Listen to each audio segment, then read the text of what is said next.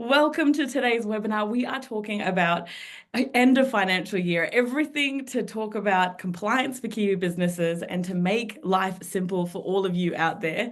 And you may be wondering, who are these two people on the call? Well, my name is Sanam. I am the Employment Counsel here at Employment Hero, and I am joined by an amazing expert in the field. Can I just say that if I was solely presenting this webinar on my own, you would not be in for a treat and you would most likely get your compliance wrong. So I am so glad that I have a payroll specialist here. Karyn Campbell, thank you so much for joining us. Give us a bit of background about you. Sanam, that's really nice of you. I'm Karyn, and I kind of fell into payroll a number of years ago. Like most of you, my payroll experience was getting a payslip from my employer, not thinking too much very deeply about it until I started working for a payroll software company and then discovered, wow, there's so much to know about payroll and so many um, things that you need to know to make sure you get it right. And I was talking to businesses every day and realizing that they were using software to as a tool and not really understanding, how it should be set up and all those kind of things. So I went out on my own so I could help not just the businesses that were using the software that I was working for, but any business that uses any software. And yeah, just supporting them, giving them, sharing my knowledge. And so I mostly do audits, a lot of audits. People have gone wrong setting up payroll systems and then helping people move to another system that might work better for them and helping them with all the um, technical stuff about setting up systems and making sure everything's working as it should and kind of arming them with the knowledge that they need to make sure that their business stays compliant. So yeah, I'm happy to say I love payroll. Not many people say that. A lot of people I talk to is like, nah, I don't want to touch payroll. Not interested. No, don't want to go near it. I But think, I actually love a good puzzle. Karyn, I was going to say it's a testament how much you love payroll if you're basically going out shopping today, but you've jumped onto this webinar while you're in Melbourne. I Yeah. think it's safe to say, yes, Karyn lives and breathes payroll, and she hmm truly, and I every time I see your posts or even just meeting Karyn in person, you can see that payroll is something where you approach it as putting people at ease rather than you need to get your compliance right or this is going to happen. And it's such a nice approach. So the benefit of having Karyn here today and this expertise means that if you have any specific questions or anything like that around something that you're dealing with in the workplace, maybe you're trying to audit your payroll, maybe you're trying to figure out what to do, you can contact Karyn and I'll have all of her information on the last slide. Now, I want to do a little bit of housekeeping, which kind of ties into all of this as well. So we will have a Q&A portion at the end. So if you have any questions, ask them. I didn't check in with Bernie, who I usually have working in the back, doing all the logistics. But one thing I did want to mention is just because of the nuances for each slide, it might be worthwhile if you're asking your questions to just reference the slide. If you look on the bottom right-hand side, there'll be a number associated with the slide. So if you ask the question around that and reference the slide, then at least it'll make it easier for Karyn to answer your questions. And then that way I actually know what you're actually asking as well, because half the time I ask the wrong questions that's not related to the webinar. So just keep that in mind. We've got the Q&A portion at the end. And then on top of that as well, you have the Q&A button at the bottom of your Zoom screen. So absolutely use that. Don't worry about writing everything down. I know that we're reaching end of financial year, so you can always sit back and rewatch this webinar because we will be sending you a recording and also some post-webinar materials like a checklist and all of those things. So before we kick things off, I always love to do, a good disclaimer. This is all presented to you in good faith, and this is all just our opinion. So if you're dealing with anything in particular, like I said, we've got Karyn on this call and then this so we are lucky, and you guys can absolutely reach out and contact her. So Karyn, we've got quite a lot to get through today. Not too onerous though. I went through the slides and I'm like, look, there's some top tips in there, some good things for people to take away. So as you can see, we've got a few things to cover all the way from kind of what you need to prepare for and what you need to look at, all the way through to mistakes that you need to avoid. And then we've got the Q&A portion. So I will kick things off, Karyn, because to be honest, like I said, if I was presenting this, it wouldn't be the one. So I'm so glad that you're here, because Yeah. the first things that I saw pop up when you were doing the slides was around kind of your employee earnings, and then doing your PAYE. And so end of financial year, it kind of means, doing your final payday filings and getting all of that done. And what are the key things, I guess, that if for me, somebody that doesn't know, if I need to consider this, what am I going to be looking at? What do I need to be doing in payroll if I'm in charge of getting all this information to IRD? Yeah, sure. I think just the first thing is around, why should I do this? Like, why do I need to do this? And I think basically it's a bit of kind of housekeeping for the last year and running your payroll to make sure that everything is kind of in line, because the last thing you want is to have employees saying, I've got a tax return, I owe, IRD money. Why do I owe IRD money? And it's not a good look for a business. So you want to make sure that you've got all your ducks in a row, and that when it comes to around to doing the returns for your employees, that you're not going to have employees, angry or upset because something's gone wrong. So the first protocol is a PAYE reconciliation. So that's getting the information from IRD on all the totals for your PAYE and your KiwiSaver and all of that, and then just reconciling it with a report perhaps in your software system, where you can match off those totals and make sure everything just kind of lines up. So that's a good start. Another thing that might also help is if you've come across something you think, I'm not sure if this is right, something that's really handy is the IRD's PAYE calculator. I'm not sure if many people are familiar with it, but I use it a lot just to confirm that the calculations that my software is doing, aligns with IRD's calculations. So there's a really easy calculator that you can just go in and put in the basic information, the person's name, their tax code, their gross earnings for the fortnight or the week or the month, and it will come back and tell you what the PAYE should be. So that is something that you might want to use in conjunction if you're finding, hang on, what's going on here? Why does it not reconcile and something doesn't look right? That's a handy tool to use to just confirm that the calculations that your system has been doing are correct. And yeah, and making sure that you've got the right tax codes. IRD, will send letters if they see that a tax code is incorrect. So keeping on top of the letters that come through, my IR from IRD, making the changes as requested from IRD, just to avoid any problems, is also a good process to have. So yeah, that's doing And your PAYE reconciliation. I guess, Karyn, is it safe to say that usually with these things, IRD will kind of send you notices or little warnings to basically say, Yes. okay, heads up, this is a little bit wrong, you should fix it. Because normally when Yes. I step in, it's because it's gone the complete opposite direction, and the employer has kind of ignored all those notices. Yes, yeah, definitely they will. So it's important that you have access to or somebody in your team, whether it's the payroll person or someone else has access to my IR. It's the easiest way. I know they do still email, post out letters, but I think the far more efficient way is to, get those letters off my IR and keep up to date with anything that might have gone wrong that you need to change. Oh, okay, that's brilliant. And such a good tip about using the tool on the website, on the IRD website. I wouldn't have even thought of that. So this is why it's good that I've Yeah, got.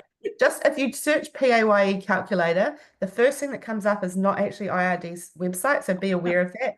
It's the whole internet thing, how it works, but someone else has obviously got in there and ranked higher. Make sure you use the IRDs. Check that it's the IRD's one. That's the best one to use, and And you know for sure that it's going to be correct. oh, brilliant. And in your experience, Karyn, you found that it is quite a good tool to have. Oh, absolutely. Yeah, it's very good. Oh, brilliant. Okay, well, we'll keep the train going because I know that we've got a couple of interesting areas because especially when it comes to let me just check if I skipped a slide. No, I didn't. So Yeah. KiwiSaver, when we're looking at KiwiSaver and I guess super contributions, what I found Mhm. really interesting was that the penalties that can come out, it can really rack up because if they go wrong, then you're kind of looking at $50 per month for a small employer, all the way to $250 per month for large employers. So I guess how would a business be able to approach this to make sure that they're compliant when that end of financial year hits, Karyn? Mm, yeah, for sure. And I think it's also something that IRD is starting to kind of knuckle down on and looking more into KiwiSaver. Um, I've noticed from some previous clients that they're getting letters now about KiwiSaver, whereas it kind of flew under the radar, I think, for a little while there, but they're making sure that things are compliant. So it is definitely something you want to be on top of. I think it's around having a basic understanding on how these calculations work to make sure that you're checking that your systems are doing the right calculations. Um, some issues that I've found in different software systems is where when you are calculating the employer contribution, which is minimum 3%, most employers do 3%, that 3% value is then taxed, and that's what we call the ESCT. So that's the tax on the employer contribution. And the calculation is the ESCT is calculated on the 3% value, but it's the whole dollar value, not the cents. So I've seen some systems where it's calculating it on the dollars and cents. And this just means that there's slightly more tax that goes to ESCT and slightly less of the employer contribution that goes to the employee's super KiwiSaver fund. And over time, that could be, quite a bit. So it's something to just check your systems to make sure that KiwiSaver is being calculated. It's probably not something IRD are going to pull you up on because they'll be happy to get more tax. But for your employees, they're probably not so happy not to get as much into their fund. So being aware of how the calculations work and then just doing some spot checks on your software to make sure. Um, I also come across some places where there's super contributions. So these are not KiwiSaver, they're super funds, and so they're not handled through IRD, but they do need to be taxed. They're taxable.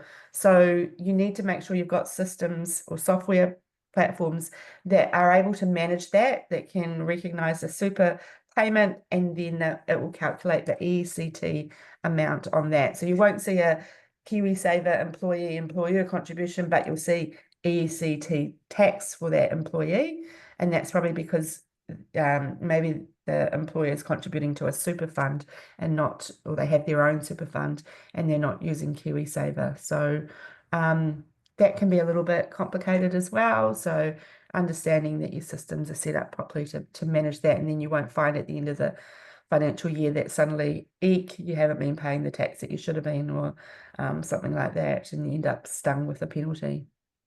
And I guess, Karyn, with what you mentioned before of maybe you're overpaying IRD, but then you're undercutting the employee. So that would be kind of breaching, I guess, the minimum that you agreed to pay them. Is that how it would normally work, or is it a Yeah, little? you're the lawyer.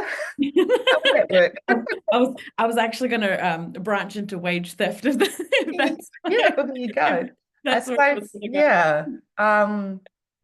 Yeah, I suppose it's not like a dollar amount. Well, Yeah. yeah, that's But more so that's, I guess, an agreed to amount or the agreed to yeah, percentage, which has now been undercut to a certain yes, extent to the employee. And that's where yeah, I guess it would breach contract or it would yes, breach the agreement. And that's where it's still this, so the whole thing behind wage theft is right now there's a lot of there's commotion in the media because wage theft has been kind of kicking around and now the legislation might go through and get passed.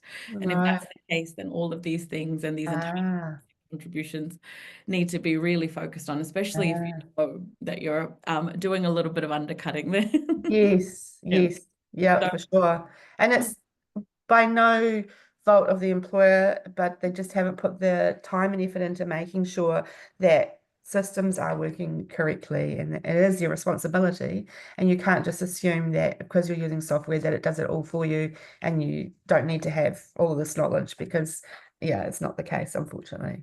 Yeah, that's right. And in New Zealand, it is very, very clear that, unlike, I guess, regions like Australia, where they have safe harbor provisions and things like that, or ways to show that you are trying to be compliant after Mm, the fact. Unfortunately, New Zealand doesn't operate the same way. So you really have to get all your ducks in a row beforehand, rather than kind of have the inspectorate come in or have IRD come in and then go, oh, well, I'm going to fix it now. And it's the unfortunate situation that employers are placed in. yes. But it's better to just look into it, like open up the hood and just have a look now rather than kind of regretting it a bit later. Yeah, for sure. Um, and so, Karyn, I guess if you're happy to continue, we'll go on to the next one, which is actually about something that I didn't even think of, to be honest. But again, it's because I'm the lawyer and not the payroll expert. Yes, yeah. It's to do with ACC levy. I was actually really surprised because when you think of end of financial year, you think of, your payroll, you think of your Kiwi saver, Mm, of wages, salary, all of those things. But ACC, Karyn, yeah. like, what do we need to focus on for ACC levies? What's going on? Is there? Yeah, so normally ACC levies are just kind of handled by your software system, and ACC levies are passed on kind of by your PAYE. So it's just making sure that your software is actually set it up correctly. And, on the 1st of April, if ACC levy rates change, that they've done the updating in the software. So it generally just takes care of itself. But just being aware, something to check, at the beginning of the financial year, that those adjustments have been done in your software, because you don't want to get to the end of the year and find that, they haven't and you're in some strife. So yeah, it's just something to obviously be aware of. And yeah, and keep as part of your probably annual financial year process, just to check those things. So yeah, it's not a biggie, but it's something to just be aware of. Um, and so you've got there also additional deductions like child support and student loans, and all of those things like we talked about before. If you're getting it wrong, then you're going to get letters from the IRD to say, hey, you haven't changed this tax code. Maybe student has paid off their loan. They should be no longer on MSL, should be changed to M or something like that. You'll get letters from IRD to alert you that you need to make changes. So keeping on top of that to make sure, and that's important for the employee, really. I mean, if you're not doing it right, then the employees are the ones that generally, come off second best and are not happy. So keeping your employees happy means making sure your processes, are in line and looking after their best interests, basically. The other one that I see a lot of is the manual payment adjustments. So what can happen in payroll is that you might want to make an out of cycle pay because you have to make an adjustment or a correction or pay something extra or something like that. And unless you're familiar with your software, you need to make sure that when you're processing that out of cycle pay, that it's being included in the tax for that period, or like it's the earnings are being included to make sure it's taxed for the right period. And what that means is that I've seen some systems where their cycle is fortnightly, but they pay in the system a week of back pay or something like that as an out of cycle, then the system recognizes that it's just a week, so therefore they tax it as if it was a weekly payroll, and that can cause issues with the tax. So all software systems kind of manage it differently, but just being aware of that if you're going to make an out of cycle pay, is it taking into consideration that it's actually still part of that fortnightly or weekly pay? So it's not doing it in isolation and just taxing as if that was all that they were earning for that period? Is it taking into consideration that you maybe already paid their fortnightly or weekly pay and this is just an addition, and so it's taxing accordingly? And that's where sometimes people can fall into trouble, and you'll end up with employees that might have tax refunds or owed tax because somewhere along, that financial year, you've kind of mucked up with setting up an additional pay or something. So, and if you're making adjustments and you're making adjustments to tax, then, and it's affecting the tax, you need to make sure that that then flows through to the IRD. Otherwise, if you're just making the adjustments within payroll and it not flowing through to IRD, then there's going to be a mismatch at the end of the year when you do your reconciliation. So just being aware of all of those things when you're making changes or you're doing additional pays, that, what is this going to affect down the track, and not just thinking about like here and now, we've got to get this extra money to this employee kind of thing, is thinking about the whole picture and how the ramifications of that might, affect something down the track. So that's definitely something to think about when you're processing your pay, and to be really familiar with your software, making sure that you're doing the right thing in the software to get the end result.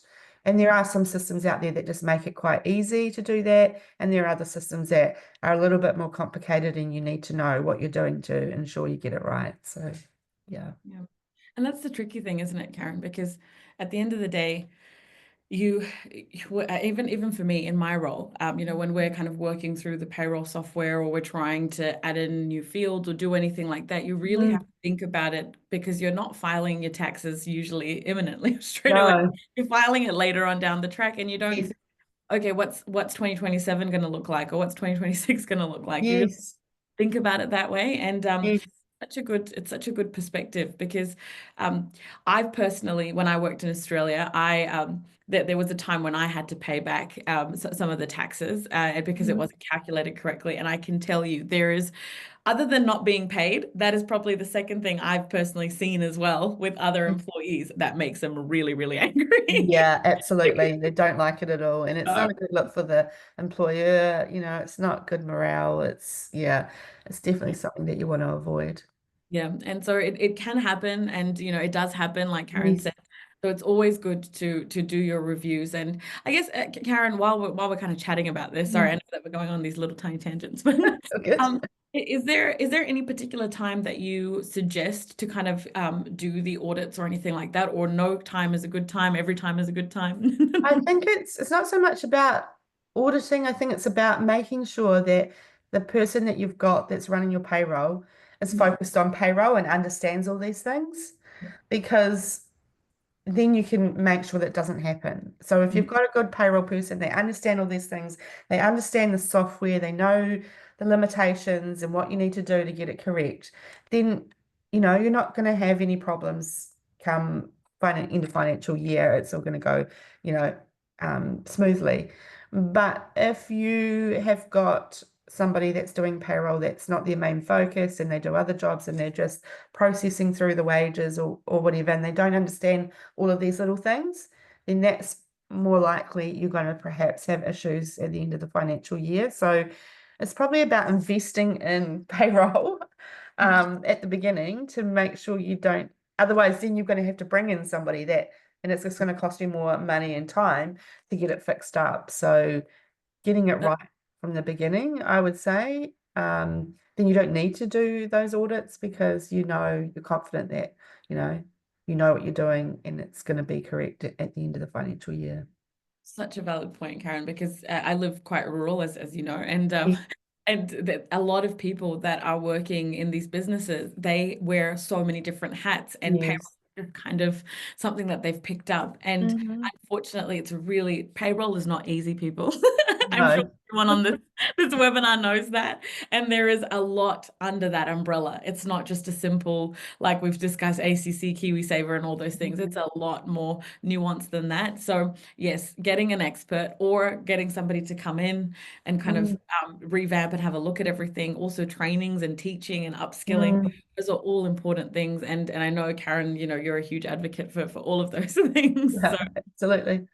yeah, so we'll see kind of how everything goes. I can see the questions kind of coming in. So Mhm. Karyn, be ready for these. But so we've got a couple more slides left, everyone. So we'll move on to the next one, which is talking about, verifying your bonuses. And to be honest, I'm learning a lot in this webinar. I'm Mhm.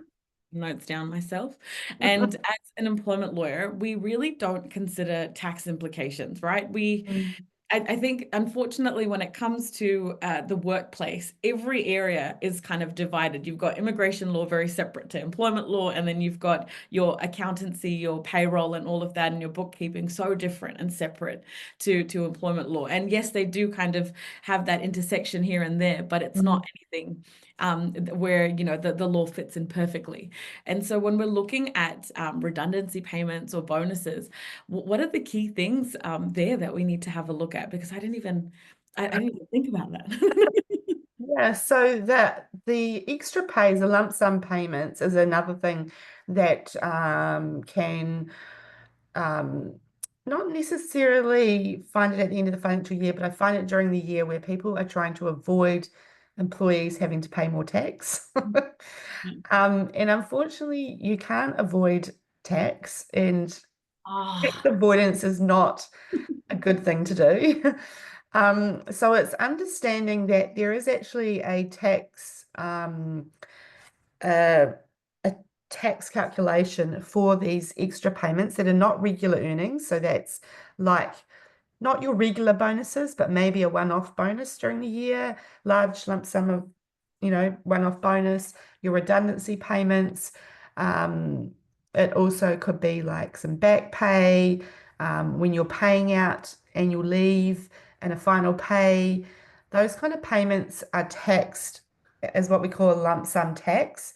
So what happens, and this will all work in your software system, but it's understanding how it works in your particular software system, because they all do it slightly different. So it's knowing what buttons you need to push, what pay type you need to select to make sure that this happens in the background, basically. And so what happens is for instance, you can see the example there where the employee earns 77,000 annual salary and they get a $5,000 bonus. So that's additional to their 77,000. So if we just added that into payroll as an extra bonus, in that particular pay, it potentially would push the earnings into the next tax bracket, and that 5,000 would be taxed at the higher tax bracket. But with the lump sum, what it does is we take the lump sum and we added it onto their last 4-week earnings and we annualize that. And then there are flat rate tax brackets that, depending on where that falls, just that bonus gets taxed at that flat rate. And then everything else, if there's normal earnings and the pay, will get taxed as normal PAYE. So that is the correct way to tax those lump sums. So trying to do it on an off-cycle pay so that it gets taxed differently is not, it won't work. And in the end, you might end up having the employee having to pay, having a tax bill. So yeah, understanding that that's how it needs to be taxed, and then understanding how you do that in the software that you're using. How can you make sure that that particular payment, and a lot of systems will have default pay categories or pay types that will automatically, if you use that pay type, will do that calculation for you. But it's knowing that, and if you don't ask and if you've not looked into it, then you won't know and you'll just assume, or you might make an additional, like you said, an additional pay type because you want to pay something and you want to call it something specific, but then it might not then attach to that lump sum calculation. So it'll just tax normally in the pay, and then you might look at other ways to try and, adjust it, kind of thing. So yeah, don't avoid tax. It does need to be taxed like this. You can find, if you Google lump sum on the IRD website, you'll find some details about how the different payments can be taxed, what types of payments can be taxed as lump sum, and it also gives you the step-by-step on how to calculate the lump sum tax. So it's quite a good little step-by-step, and you can manually figure that out yourself and then come back to your software and go, is this what it's doing? am I getting the same result? And if not, then you'll know maybe I haven't set it up correctly. I need to do something else, and maybe to contact the software provider to find out how you ensure that things are taxed correctly.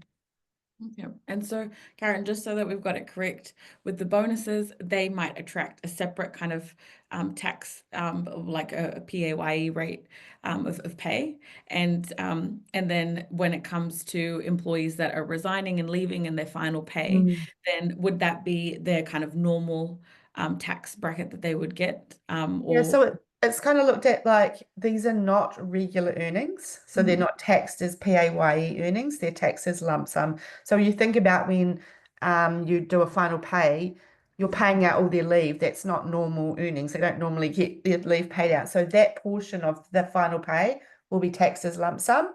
But if you had they had worked, some hours to be paid, then that would be taxed as normal PAYE. But those additional payments that are not normal, normal earnings, will be taxed separately at a flat lump sum tax rate based on the calculations as to, where it falls in the bands, the lump sum bands, as to what rate. So you'll see here, this one is 33%. So the 5% will just get taxed at 33%.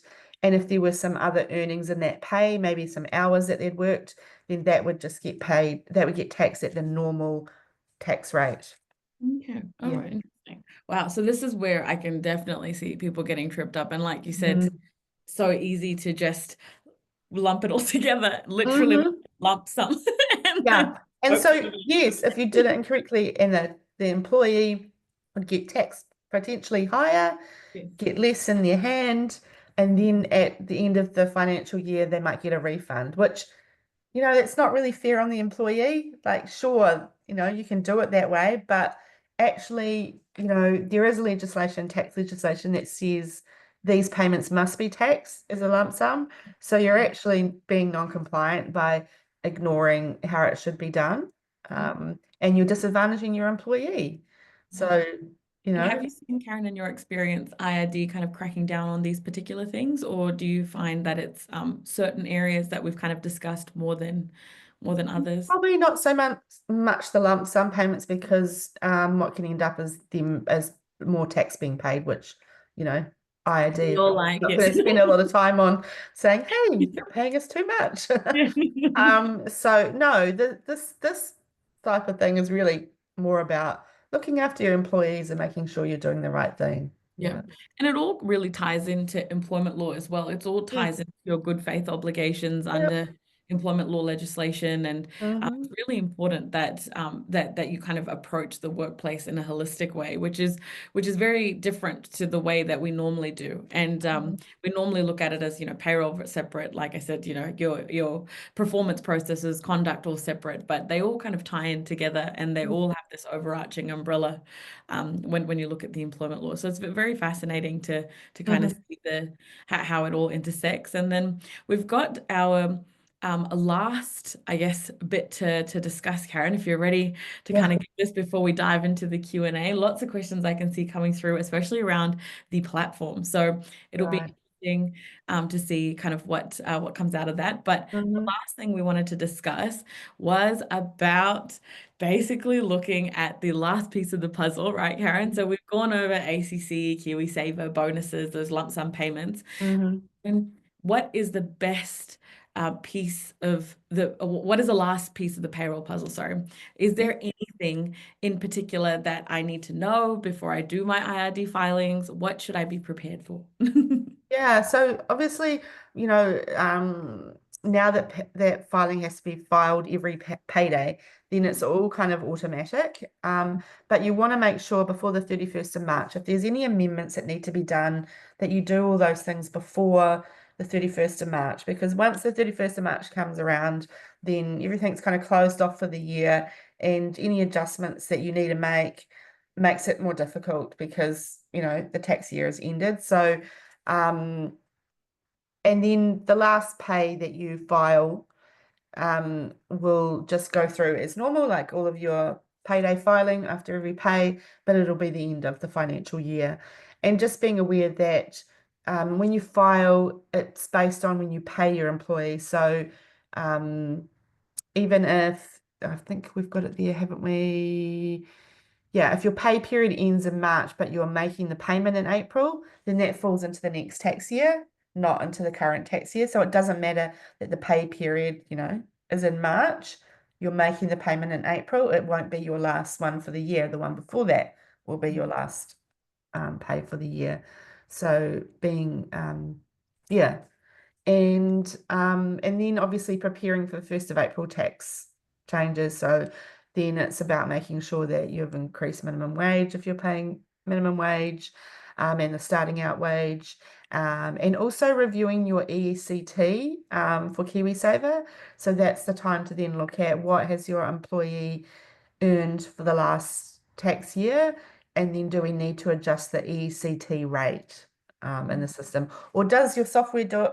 Your software might just do it for you automatically, or do you need to manually go and make change? But you should only do that once a year. Don't go making the changes during the year. It's the 1st of April change where you review what they've earned, and then based on what they've earned, you then set their ECT rate for the next financial year. And then I guess on the employment law front, Karyn, if I can give my 2 cents for anybody on this webinar that's wearing multiple hats maybe and they're doing HR and payroll. Yes. I would highly recommend, as Karyn mentioned, to make sure that you look at the minimum wage increase. There are so many employers out there that are paying employees salaries where they're sitting right on that minimum wage threshold. Yeah. And all it takes, and I think there's this misconception, and I speak about it a lot, in different areas of the podcast and things like that. But there is this misconception that if an employee works, 30 hours this week and then they accidentally tick over and do more than 40 next week, then it all kind of balances out. But that's not actually the way that the legislation is set up. The legislation is set up in a way where it's actually meant to be that you consistently pay them their minimum guaranteed hours, and you make sure that anything that ticks over that they aren't falling below that minimum wage threshold. So you really need to kind of have that right balance there. And then if you feel like the employee is working those extended hours, then making sure that you kind of adjust their pay accordingly. I know that that's not palatable. Nobody wants to do that, but I highly recommend it just because we see so many wage claims that relate to that. So, and also during this time, I would also recommend for people to actually send out those salary increase or wage increase letters where somebody that's on the minimum wage has been slightly bumped up to the new minimum wage increase limit, just because of the fact that a lot of times when we think it's a positive change or somebody's being promoted or they're getting more money than before, that you don't really need to have anything documented because it's a positive change. I have seen disputes in the workplace over minimum wage increases when it's been a positive. So 100% would recommend that you just send out a letter to the employee just to notify them so that you can keep it on their file. So that would be kind of the employment law tie Nice. that I do. Perfect. Yeah. So, Karyn, is there anything else that you wanted to add to this before we kick off the Q&A component? I think we have covered everything actually. Oh, Yeah. look at us, easy breezy. We're breezing through payroll. I thought payroll was hard. Yeah, well, it is if you don't know what you're doing, but if you do, it can That's be. probably what it's going to be like if I touch payroll, Karyn. So. All right, we'll get to the Q&A component. I can Awesome. definitely see that there's a lot of questions that are coming in. For anyone that has asked any questions relating specifically to the Employment Hero platform, to our payroll platform, I have the amazing Shelley, who is kind of backstage, that's going to be Oh, answering awesome. these questions. And Karyn and I will be focusing, if you're okay, Karyn, on kind of the more nitty gritty when it comes to the questions that people might have had about the slides and things like that. So Sure. one of the questions, I'm actually quite intrigued about this myself because I think I have an idea about it, but then I'm also a bit unsure now. So one of the things, it's not actually that something that was a part of the discussion, but it deals with the lump sum payments. Now, we know that when you have a settlement with an employee, those settlements are usually compensation. It's under Section 1231C of the Employment Relations Act. So that means that it doesn't incur any kind of tax. It's a tax-free payment that's made. Karyn, do you know if it's better to process it through the payroll system or to just pay it as like a separate a kind of payment to the employee, since it is that tax-free amount. I guess I know from personal experience that it can be caught out by IRD if the amount is a high amount. I think 10,000 or something was the threshold. Yes, yeah, you And need then, to have yeah. good reasoning on why and documented why you know Mm, you're giving them that much. Yeah, yeah, I have come across payments like that that were processed through payroll. Um, yeah, I don't really have any strong suggestions on either way. mm, I think if your payroll system can manage that, then it's probably the easier option. yeah. I Mm. mean, yeah, I'm just wondering if you paid it directly to their bank account, then how does the IRD know about it? Yeah, I mean, so usually, I guess from an employment law perspective, we would normally say that because it's a tax-free payment, your record of settlement or your document where you're agreeing, that's kind of the terms and conditions. Then Right, you could just do a direct deposit into the employee's right. account. But the issue that came up, which I learned very late in my Mhm. employment law career, and it was somebody that just flagged it. It wasn't a dispute that happened, and I haven't seen disputes around this, but it Right. was the fact that IRD can go in and have a look at why you paid so much to an employee and then also ask, well, did a dispute actually happen in the workplace, Yeah. or was this just some off the record settlement that you've agreed to? So it's Hmm. a tricky balance. So I think if you can show through the payroll system that you have paid, that's fine, but it would be treated as one of those just ex gratia kind of just random payments that you're making, no tax on that. Yes. But if you're worried about tax implications, then Karen, I guess we both agree, maybe see tax expert. Yeah, I think so. Yeah, Yes. yeah, for Please. sure. And then one of the questions that came up, I'll actually flick over to the particular slide. It was Yeah. to do with slide 6, and we were talking about the ESCT. Hmm. Somebody asked, what rate should you deduct the ESCT for a casual employee when you don't know their total earnings?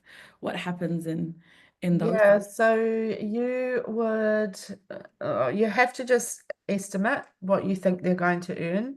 So there just needs to be some kind of estimate on, what they potentially might earn. So it doesn't need to be exact, but you would have some kind of indication perhaps Mm, of what they might earn while they're working for you.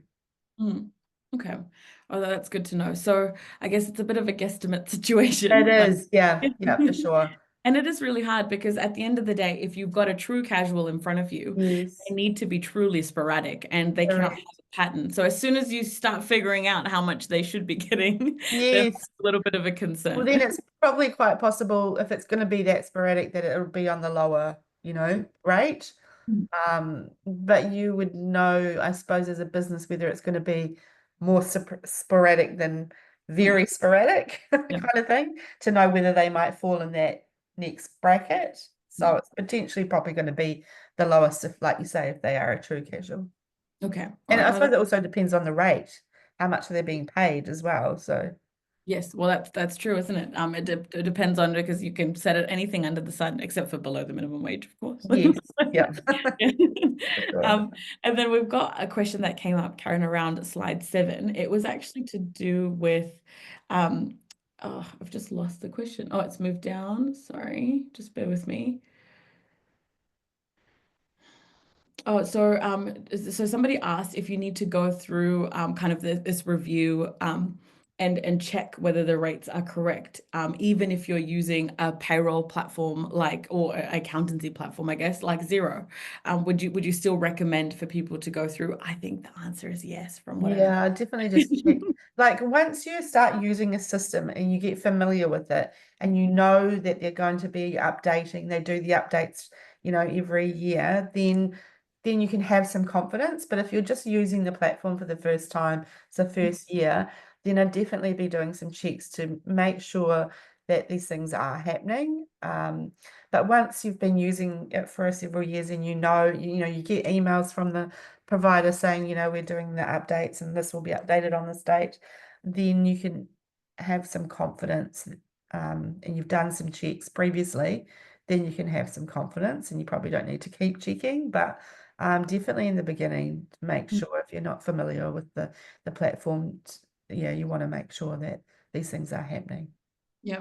And look, I might be, Karyn, I'm gonna say this right now, I might be putting my foot in it, but we have had a few questions and I hope the answer I hope the answer is gonna sway our way, but because my answer would be Employment Hero. But a lot of questions have come in around, do you feel like the Employment Hero platform would be a good fit for some businesses that are running their payroll? What is your opinion about it? Or is there any other payroll platforms that you would recommend, alongside Employment Hero, or maybe not Employment Hero? Yeah, so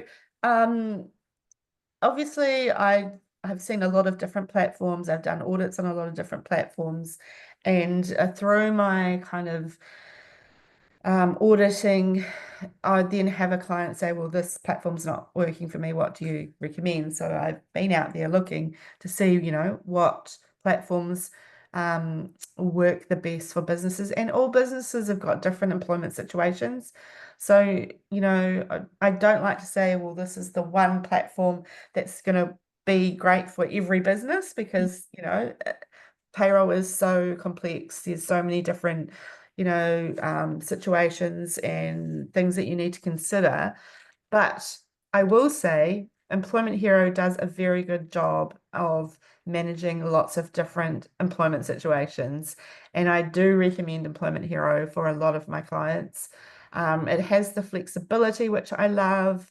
If, when we're talking about leave and you've come up with an idea that you're going to give your employees an extra, like a birthday leave or something different outside of the 4 weeks, then you can set that up separately in Employment Hero and make it very easy to track.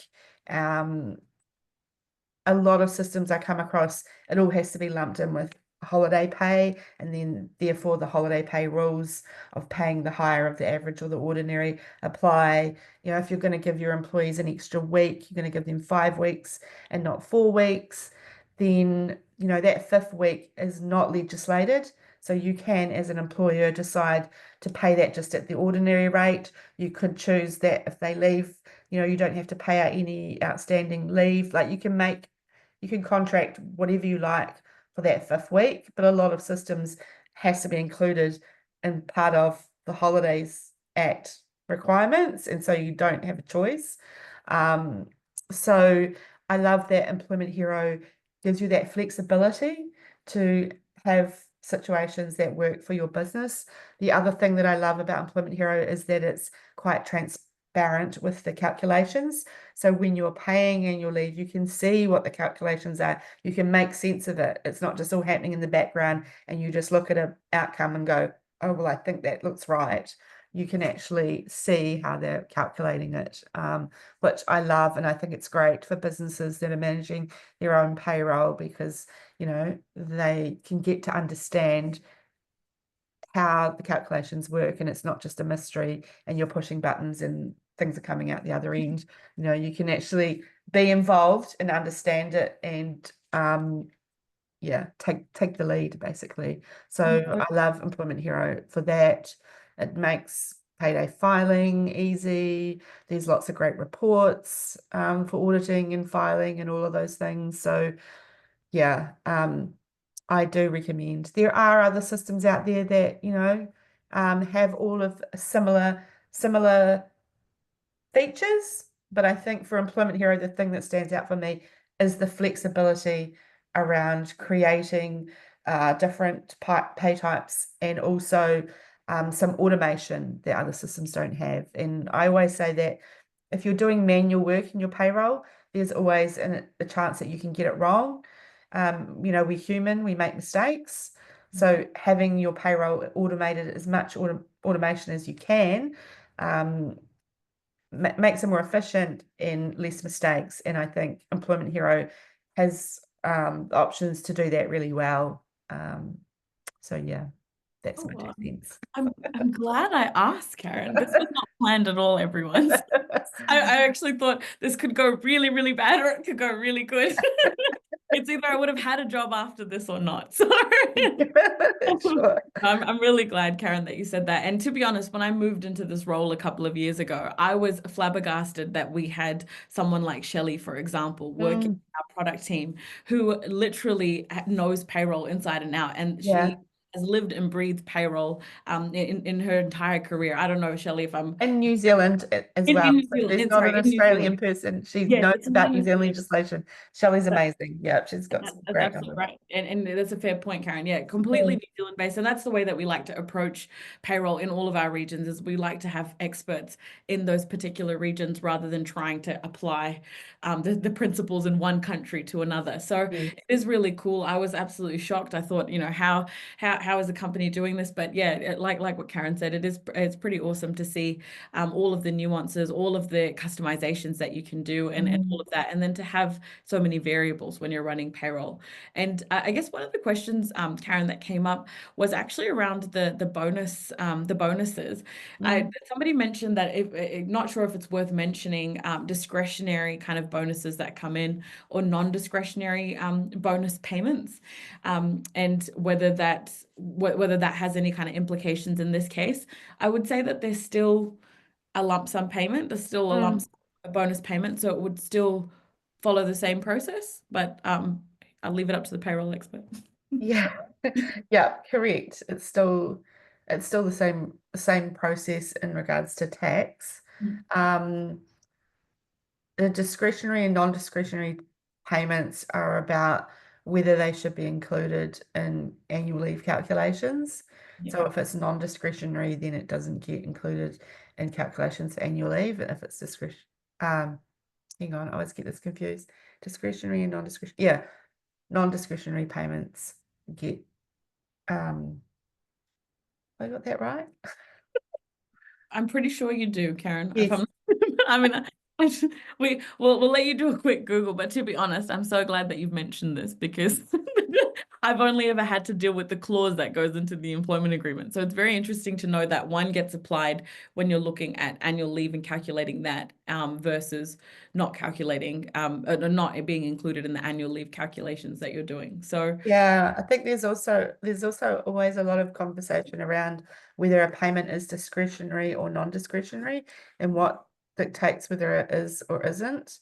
And yeah, um, my my thoughts on that and reading some lawyers' blogs and things is that, discretionary, non-discretionary, just going to make sure I get the right discretionary or non-discretionary. Non-discretionary payments. well, we will. You still yeah, so non-discretionary payments are where, there's no contractual reason to give the bonus. There's nothing in writing. It's just, hey, you've been doing a good job and we're going to give you, a bonus for that. Where there's an expectation or it's contractual, then it's is included in annual leave calculations, but where it's not contractual, no expectation, then it's left out of the calculations for annual leave. And so it's also understanding your software systems as to whether there's a pay type set up in your system that will do that. If you don't know that, if you create a new one, it's not going to do what you expect. So understanding, what pay types you need to use to make sure for a discretionary or non-discretionary payment. Ooh, this is something that I've heavily learned, Karyn, in this session is that we can't just create random pay No, types it's and not then a good idea. it's No. not a good. I feel like it's going to be bad in the long run, is what I've learned for Yes. the next Yes. financial year. Yeah, it's like all on the face of it, it looks like, oh, I can do this. It Mm. lets me do it and it's easy, but it's actually underneath the hood. What is it doing? What consequences are going to be from doing that? Yeah. And I guess before we kind of wrap up, Karyn, in terms of, there was one of the questions or a couple of them that came in terms of, if I'm kind of sitting down now, kind of pulling my hair, going, oh my goodness, I haven't had a look at this. Is there anything as part of like your checklist that you would want to suggest for people to look at now, or to get started, or to get moving to address the end of financial year compliance risks? I suppose if you start to do your reconciliation and you realize that things are not adding up, then you might have problems, and you need to start looking under the hood and figuring out, why you've got problems. And obviously, if you don't have the skills to do that yourself, or it's going to take you hours to figure it out, reach out to an expert, because we can make it a lot smoother and take away the stress. But I think that's probably your starting point, is that reconciliation will tell you whether there are issues. And then the second most important thing, I think, is looking back at any of those out of cycle pays and making sure that, the tax is being managed correctly. Yeah.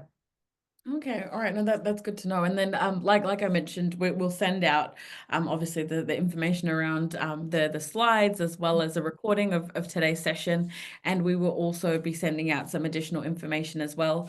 While I'm wrapping up, I just wanted to say to everybody, thank you so much. You've got Karyn's information on the screen, and it was great to kind of feel through these questions. I just want to give a couple of shout outs to a couple of people. Karyn, firstly, thank you so much for being here. Your expertise is just amazing, and I'm so glad. I feel like it was a really great session. We got a lot. I learned a lot, and I'm sure the audience and the attendees did as well.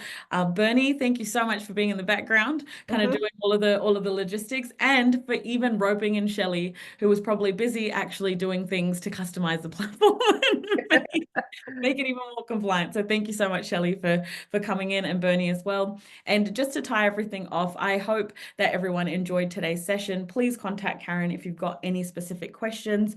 Karyn does amazing posts on LinkedIn about payroll and what to kind of look out for, and pitfalls and things like that. So absolutely check out her LinkedIn. And as for me, I am an employment lawyer through and through. I also have an employment law podcast, which I would love for Karyn to come on to chat about on payroll.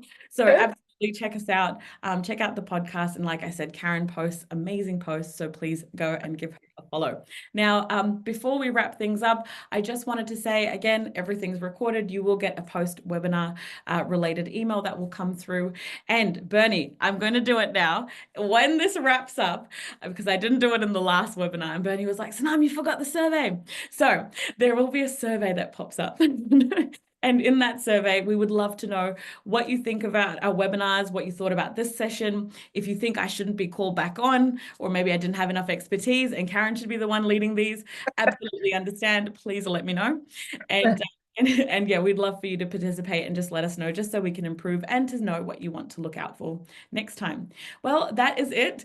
Karyn, thank you so much for being here. I am so excited to hear about your day, where you're going to go and everything. I'm going to follow it all on LinkedIn, and the Grand Prix as well. So thank you. Yeah, exciting. Yeah, Nice. but thank you. And really appreciate it. Oh, that's awesome. And then yeah, Karyn, we'd love to have you on again. So yeah, Bernie, make it work. Awesome. All Have a right. good day, everyone. Bye, everyone. Bye.